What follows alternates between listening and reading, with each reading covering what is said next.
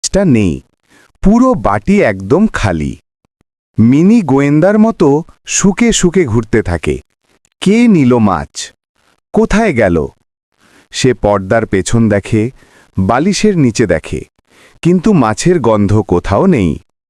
হঠাৎ মিনি জানালার দিকে তাকিয়ে দেখে কিছু একটা উড়ে যাচ্ছে। অরে, একটা চতুর কাক মাছটা মুখে করে নিয়ে উড়ে যাচ্ছে। মিনি রাগে লাফ দিয়ে জানালায় ওঠে, জোরে মিয়াও করে কাকটাকে ভয়ে দেখায়। কাক ভয়ে মাছটা ফেলে দেয়, আর দায়িত্বশীল গোয়েন্দা মিনি মাছটা উদ্ধার করে ফেলে। মিনি খুশি হয়ে বলে, আজও মামলার রহস্য সমাধান।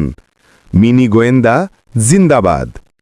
শেষে মিনি বাটির সামনে গর্ব করে বসে আর তার প্রিয় মাছটা খেতে শুরু করে। রহস্যের দিন শেষ।